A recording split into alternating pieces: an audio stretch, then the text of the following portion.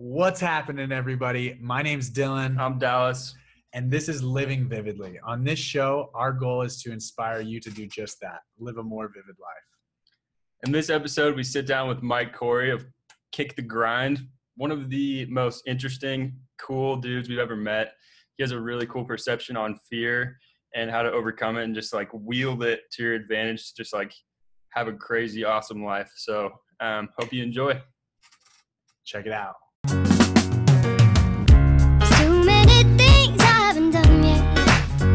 There's too many sunsets I haven't seen. There's too many things I haven't done yet. There's too many sunsets I haven't seen. What's happening, everybody? Thanks for joining us. Today, we have Mike Corey from Kick the Grind. We're super stoked to have you, Mike. What's happening? Likewise, man. Excited to be on the podcast. I'm sitting in honestly quite a crappy Airbnb in Mexico City. I'm in between apartments right now. I'm bouncing to the Philippines in a couple of days, and the spot was like $30 a night. It's got a kitchen. It's got a balcony. That's all I need, right? And that and fast internet, which is also one of the things you need these days too. That's crucial, especially for your job. Exactly. Uploads. There's nothing that makes me happier than fast upload speeds.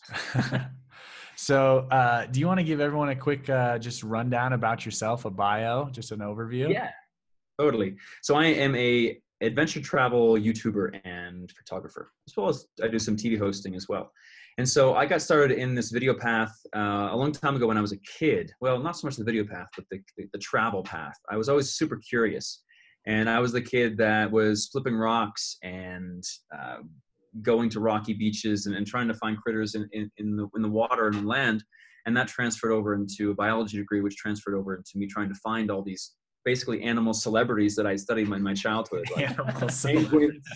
well, like honestly, I was never a pop culture guy, but veiled chameleons were my Johnny Depp kind of thing.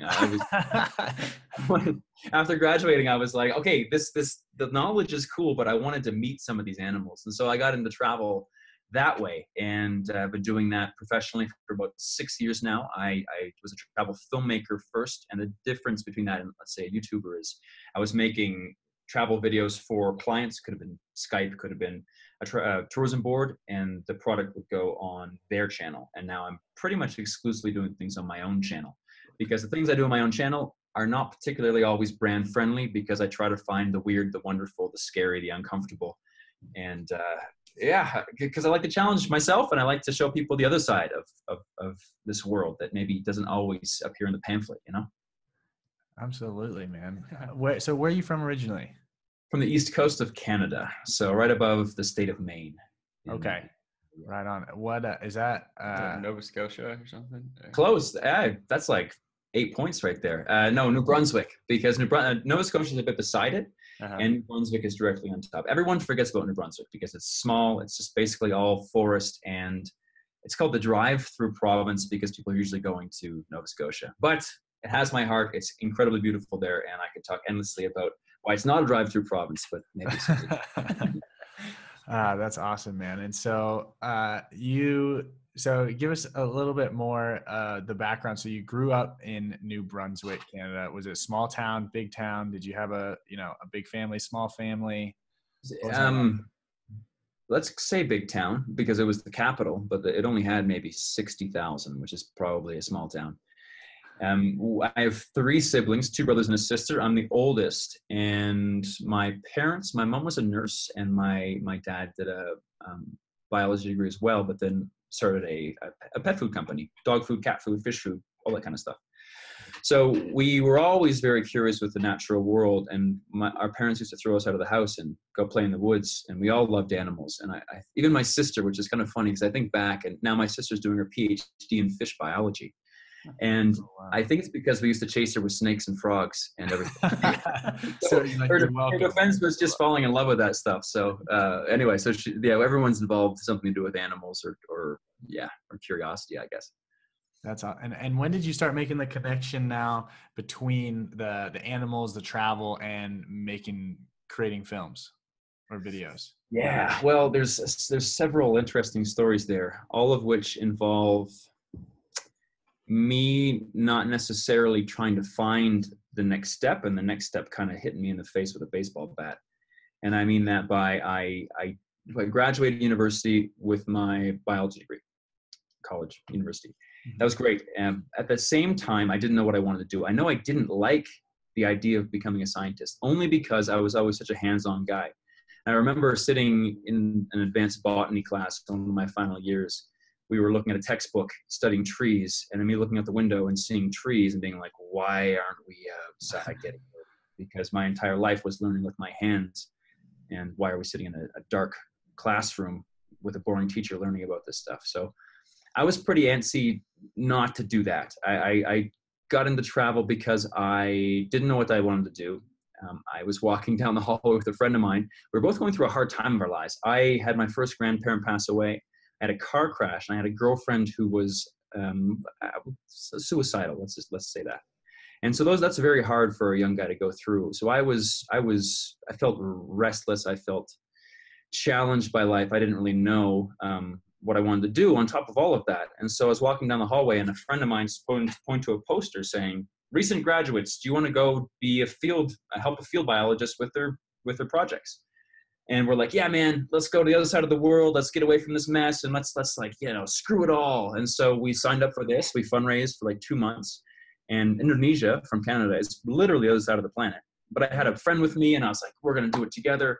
And the day came where we had to pay the deposit, and we had different things going on. So we texted, hey, man, catch you in the bar after we pay the deposit. I'll go at this time, you go at that time. So I go pay my deposit. It was a lot of money.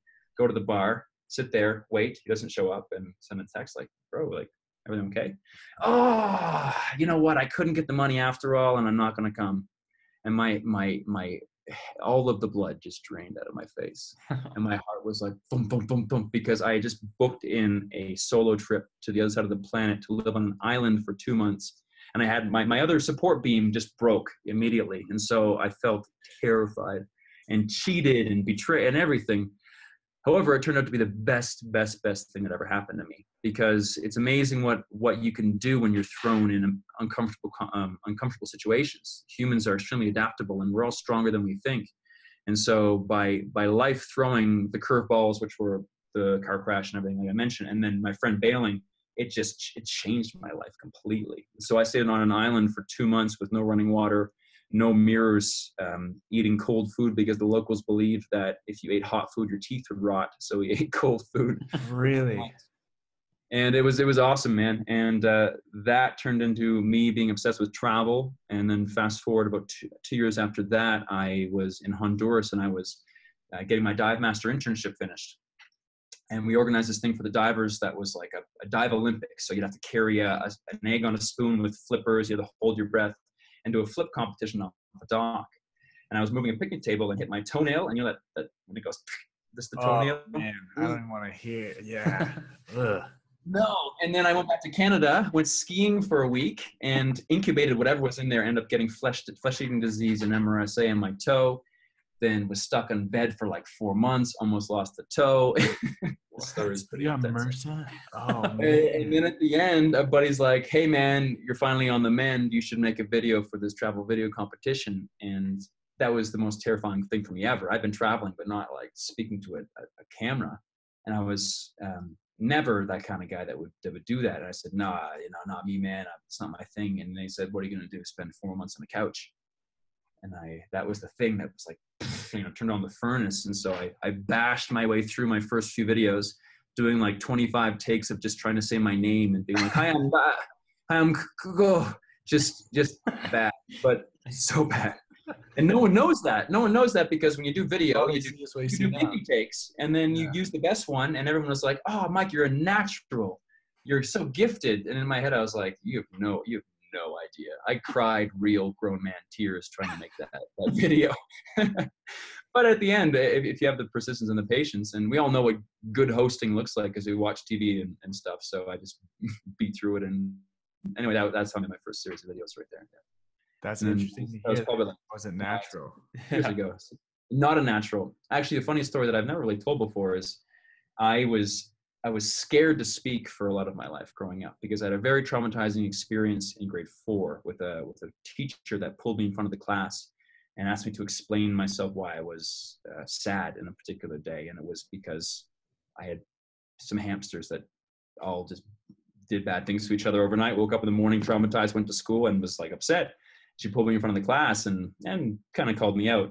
And so anyway, I was scared to talk for a long time, and now it's my job. And so going how this relates kind of to what I do with content now is I discovered that if I acknowledge my fear of anything, think about can I hurt myself? Is there actual danger? Or if there's not, if there's no actual physical danger and I'm not risking anything other than maybe embarrassment or sweaty palms, I just plow through, man. And that's why on my channel I'm getting frog venom, traditional medicine, and going some places that people might think are particularly safe, and really pushing through those fears, because I always do a pro and con analysis and always weigh if there is any risks. And the kind of travel I do enjoy now is the kind where I get uncomfortable and there's no reason to. The kind of travel where I get scared when there's no reason to be scared. It's very safe. Like bungee jumping and skydiving are perfect examples, in the sense that you can do that, and statistically it's safer than driving a car. If you're advanced and you're doing crazy maneuvers, then it gets more dangerous. But the most dangerous thing we do every day is drive a car. We don't bat 2 eyelashes at it. But go bungee jumping or skydiving, and if you're a beginner, it's extremely safe, but we all are, deathly terrified of it. And that's kind of what's guided my content over the years. It's calculated risk. Exactly. Just thinking about it logically, because a lot of our fears are not logical. They're protective measures to make sure we're safe, but most of the time we're pretty safe. You know what I mean? How'd you come about thinking through all of this stuff, right? Like your theories on fear, obviously super awesome, and have helped you to become the person that you are today and the things that you get to do, as a job and in your life. But obviously that comes with growth, just like the speaking to the camera. What led you to kind of learn more about that and really figure out, is the fear real fear, or is it just something I've created? And can you talk about that a little bit? Totally. I love talking about it because I told you those 2 experiences with the toe and the Indonesia thing, and that was life just slapping me in the face and offering me something, because I could have bailed on the solo trip. I didn't have to make the first video. It was just being rattled enough inside myself to do something a little bit crazy. And that is where I realized it, because it's not, I think it's difficult for anybody to do something that scares them without something rattling up their mechanism, their routine. And with Kick the Grind, that was the premise behind it. It didn't have to be travel. It was just trying to rattle up your routine enough to make drastic life choices. It's really hard to be like, I'm going to change everything today. Yeah. But if you have a heart attack and you survive, then it's a little bit easier, because you're like, wow, I see the other side. And for me, it was the car crash. It was somebody close passing away. And it was a lot of things that made me kind of feel my mortality maybe a little bit more, and think about those changes. And you can put yourself in those changes. Like you can grab a tent and go sleep in the woods by yourself. And that's rattling for a lot of people too. And it's not particularly dangerous. You don't have to wait for a giant life event, but you can choose to, when you do have a giant life event, to find the opportunity in the hardship. And I think that is the big key to a lot of this, is when life throws a lemon at you, you use it. You say, okay, this is crappy, but let's see what I can use this for. How can I be selfish with this problem, kind of thing, Absolutely. Wow, dude, that's awesome. I love that. Yeah. It's powerful. Did you have something? No. So I'm curious, because of, your quite unique style of travel, your authentic kind of raw, like, what has been some of your most exciting? I'm sure that it's countless and you can't really rank them, but what are some good kind of ones that come to mind as far as experiences that have really affected you and caused you to think deeply, similar, to your first Indonesian experience, and as you're seeking them out now, right? You're seeking out experiences like that. What's been some fun, exciting, scary experiences for you? Yeah, well, going back to the Indonesian one just briefly, it rewired my brain in the sense that I told you with solo travel and taking away a lot of what we take for granite here, which is like running water and stuff. But the biggest thing it did is there was a sample size of the world that was shipped there. So there was about 20 of us students from around the world, all at that age where you're still trying to be cool. So, you know, you're like 22, 23, and there's a lot of things that are important in your life. And you're trying to, you're fitting in at that point, but you still kind of care about some things maybe you shouldn't. So we were thrown on this island for 2 months, and the people who were the coolest on the first day were not the people who were the coolest on the last day. But not that there was any kind of like Survivor style, you know, tribe building. It was just like the people who worked a lot on themselves internally were the people who you wanted to hang out with by the end of it. And the people who put a lot of energy into what they looked like externally, there's no mirrors, there's no running water. We're all dirty. Our hairs are all super long and messy. You can't really put on makeup or gel your hair or anything. So when you strip all that away, it was really, really interesting to see who was the most comfortable and who was really let's say call it coolest without all of the shell that we build around ourselves. Yeah. And you really get to see the importance of internal work, of understanding yourself, understanding the world, and how the shell we put on is, it's important in the world we live in, but it's not, to be happy, it's not super important for a lot of the time. So that was something that stuck with me a lot after was coming back and realizing that we all like to dress up fancy and we all like to look good and stuff, but there's more work to do than that. If you get rid of that, what's left? And I've always asked myself, like, what am I building inside myself? And I value people who do the same thing, people who spend a lot of time building up what's inside, because what's outside goes away. We get old, we have an accident, whatever it be. We're traveling, we can't keep all pretty.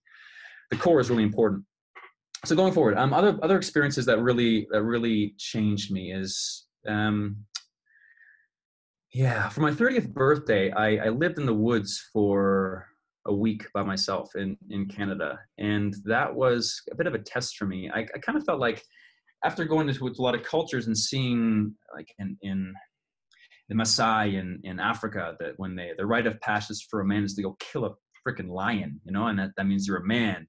And what do we have like that in North America, right? Like when's the transition point between boy and man? We don't really have one. Like I'm here in Mexico City, girls have quinceañeras, which is the 15th birthday party. Mm-hmm. It's not really focused too much on the development of a woman, but it's like the transition point, right? And I was kind of fighting with the fact that, like, I didn't have a house, I didn't have a car, didn't really have a solid relationship. And so I was 30, and you're supposed to be all grown up and have all your shit figured out by 30. And just didn't, I have people on the outside thought I was living the life, and I guess I was, but this kind of didn't really know where I really was in that sense. And so I spent a week in the woods in the northern part of New Brunswick, which is not very many people there. And it was extremely transformative, because you can have all the equipment you want, but do you have the mental equipment to deal with 7 days, 10 days by yourself? And that was intense, man. I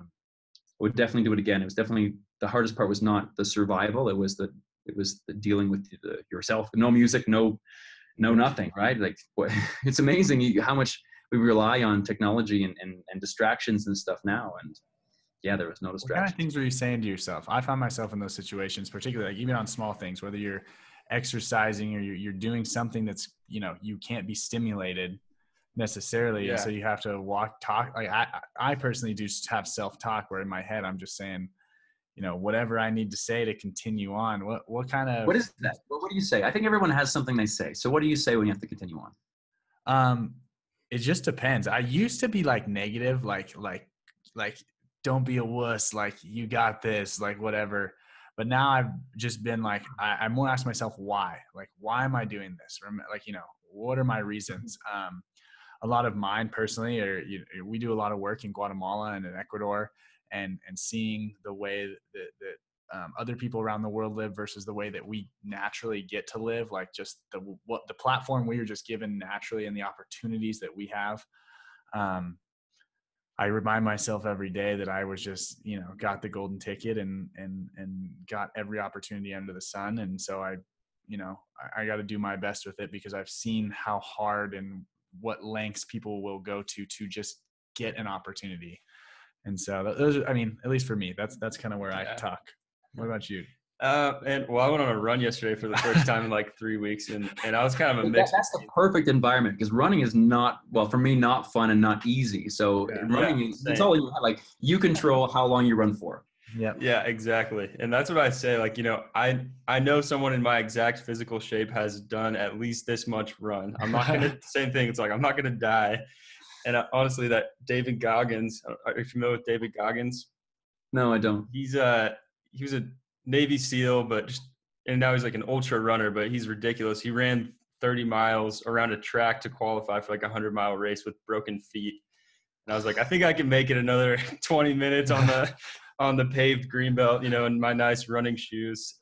You know, I kind of just, it's back and forth with that. And then I just think about, like, you know, the things that you know, oh crap, I have a parking ticket I need to pay. It's like back and forth between those. Honestly, it's better to think about the stuff that's not running, kind of in like a zone out.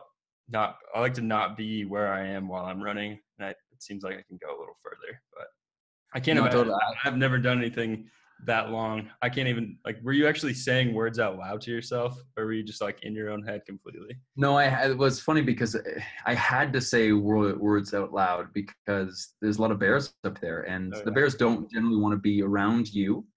But if you don't know it's there, and it doesn't know you're there, and it comes around a corner and you're sitting in a hammock and you both get scared, it's got claws, you don't. And even if it's like, like that's a big problem. And so you always have to be making noise, not because they're going to come eat you, right? But just to be careful.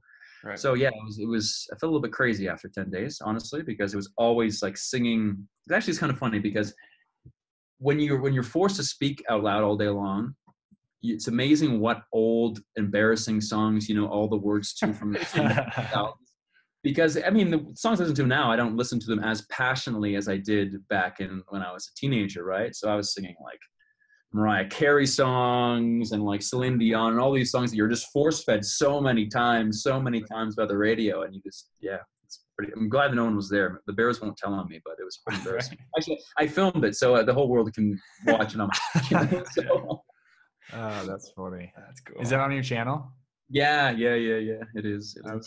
And I did it more like a video diary.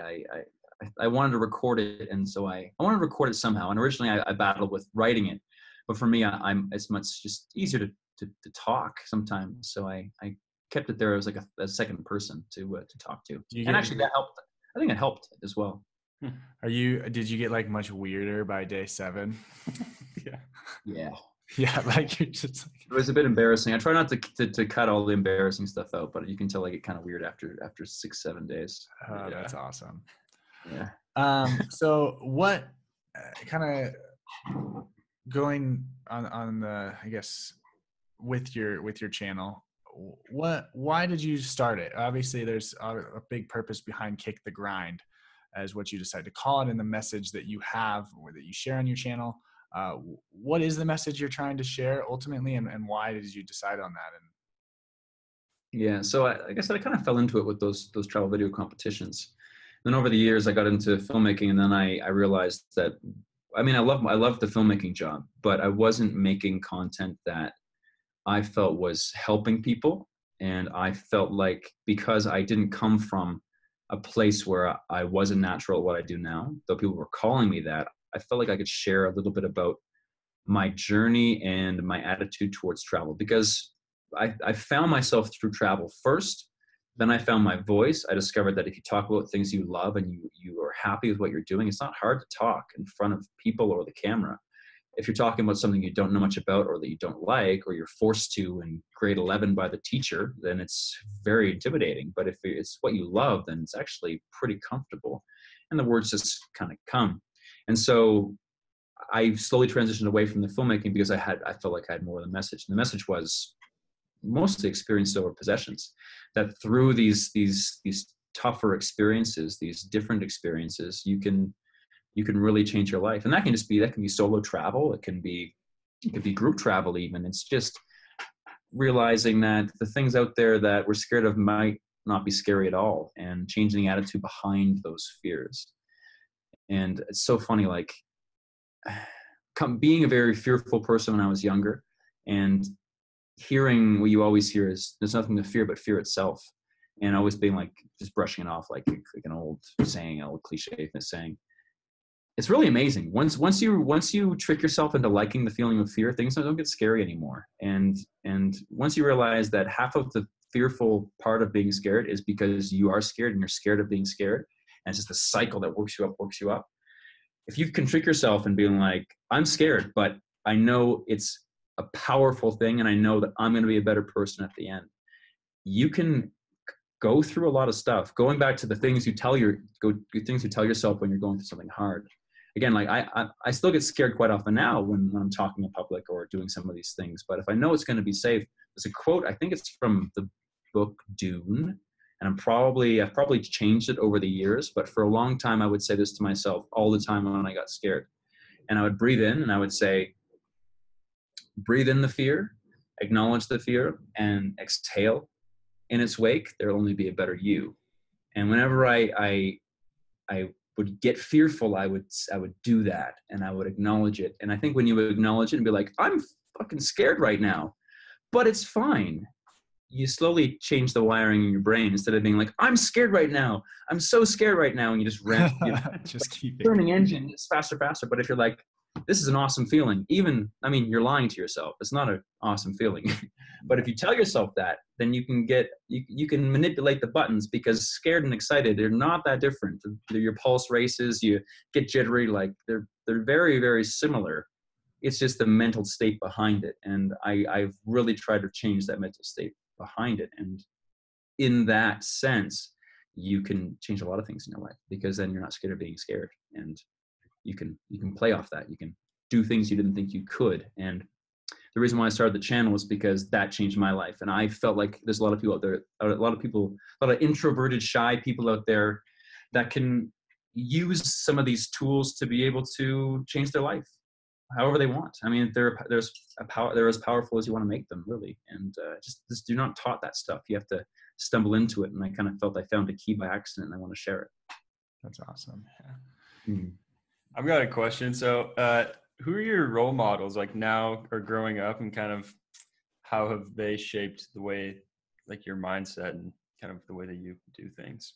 Yeah, the two books I read in the beginning to help me realize this was possible, because like you guys were saying as well, we're given a really good deal here. And even I know a lot of us have baggage or difficult things that are anchors that are keeping us down.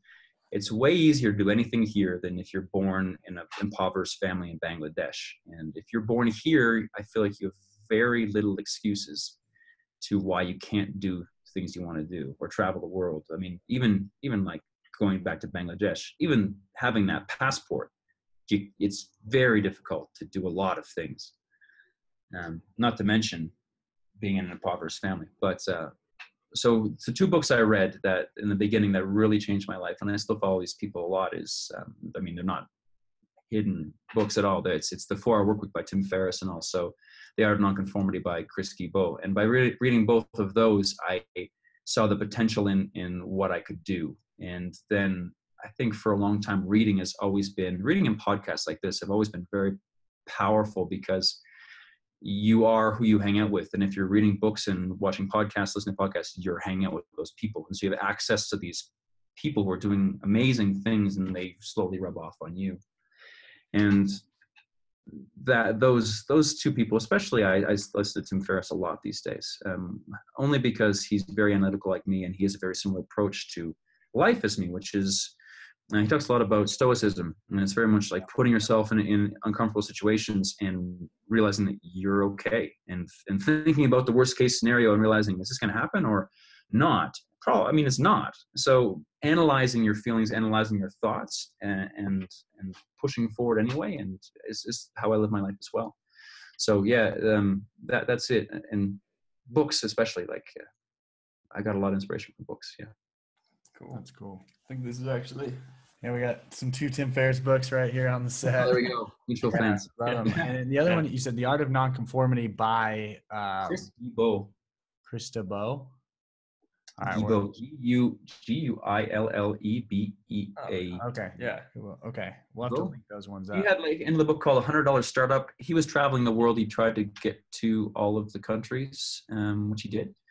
And that book was like about, yeah, I felt like it was a bit of a counterpart to Tim, because Tim can sometimes seem quite extroverted and narcissistic sometimes. I don't think he is, but he appears that way.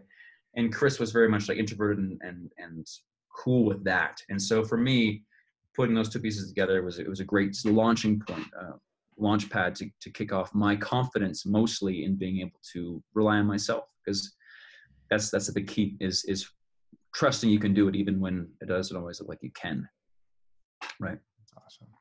So we're going to link you up obviously and share where do you like YouTube, Kick the Grind on YouTube, right? Kick the Grind on Instagram. Is there anywhere else that people can follow along with you? Yeah, I would say hit me up on Instagram and YouTube. I use both of those platforms a lot. On YouTube, I'm posting 3 times a week, usually about the weird and wonderful things on our planet. And some of them are challenging. Some of them are strange. I'm going to be posting a series very soon, hopefully starting next week, about visiting the Torayan funeral rites in Indonesia. And this is this group of people in Sulawesi, which is an island in the middle of the country. And their views on death are very different. They think that when you die, you're sick. And so they don't bury the dead. They keep them in the house for up to 5 years. And they still talk to them. They feed them. They play them music. They ask them questions. And yeah, man. Yeah. And so we went into houses and saw these deceased, sick people. And you went there already? Yeah, this was last August. The problem is just a lot of footage because I was there for a week. They have a thing called we call it the Walking Dead Festival, which is not exactly true. But so anyway, they die, they're sick. They have these elaborate funerals where they spend the equivalent of like $50,000 on a funeral. People save up for decades to pay for these things. They sacrifice water buffalo because they believe the spirits of the water buffalo guide them into the afterlife. They put them in the sides of cliffs, in cliff graves, and they take them out 10, 20, 50 years later, and they stand them up in the sun, and they redress the clothing. So all that. And the idea was I was going through a lot of death in my life. There was people who had been passing away. And it's a hard thing to deal with. A lot of us don't think about it, especially in our cultures in Canada and America. We don't do well with death. Mexico here is better because there's Day of the Dead and some time goes into thinking about it, but we just kind of ignore it and are scared of it. So for me, I wanted to become more comfortable with it. And that experience was full on, man. Full on. And that's not going to be for everybody. I'm telling you, like people are going to unsubscribe probably, but it's real life, right? Like that's a real thing people do there. There was one moment, I'll do a little spoiler, is they were pulling the coffins out of the cliffs. And I whenever I go to these things, I try to be as respectful as possible. I don't want to get like up in the grill with a camera. I want to kind of read the situation. So I'm there, I'm standing back row. I'm tall, so I have my camera. They're opening the coffin and they're unwrapping the body with clothing. And there's like their grandpa in his military uniform. He's a skeleton and he still has like his pens in his pocket and the clothing is kind of there. He has his hat and they take off his hat, they take off his sunglasses and they're like, put it on their heads. And they're like, this is my grandfather here. This is the stuff he used to love. And they gave me the sunglasses. Oh man, it was like, whoa. It was a whole different, imagine that here. Imagine that in the United States or Canada. No. Yeah. Whew. But they were just so happy to see their grandparent again. And I mean, he's wearing all the same clothes and he has his pens and his sunglasses and all that. And wow. It was a whole different world for something we're all going to experience someday. And it's going to be one of my favorite series. And I'm going to be starting it next week. Look forward to watching that one. Yeah. When can we look forward to checking it out? I will be posting, I'm going to say in 2 weeks from now. So it'll be mid to late April. I'll get the first one up, I think. Cool. Right on. And is there any other projects or anything else that you're either working on or something that we could support you on or the community can check you out on or anything you want? And I just want to assemble a group of people who loves the experiences like I just mentioned that are challenging, that are difficult, that might not be exactly what is normally offered on a trip, but people who are comfortable stretching their boundaries. And that is what my channel and my content is about, is learning and being an observer for these rituals, these festivals, or whatever it be, and growing ourselves, growing our understanding of this experience we have called life and the world around us, and just becoming more solid, more balanced, more happy people. And that's the channel. So if you're one of those people, join me on YouTube, and let's get weird. Let's find some fun stuff, and let's push our boundaries. Yeah. Absolutely. All right, one more question before we go. I ask this all our guests at the end. If you could go back in time to, let's say, when you were just before you graduated from university, and you could have a conversation with yourself, what would you tell yourself? I would tell myself that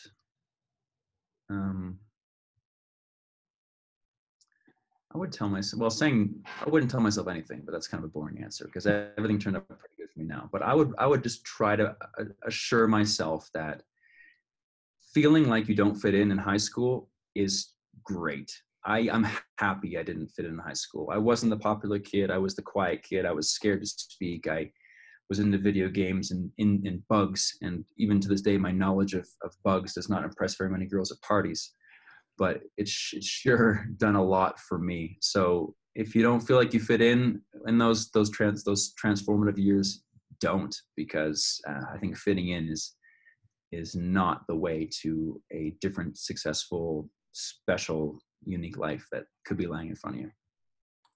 Powerful. That's awesome, dude. Yeah. You've been full of awesome Yeah. freaking nuggets and great stories.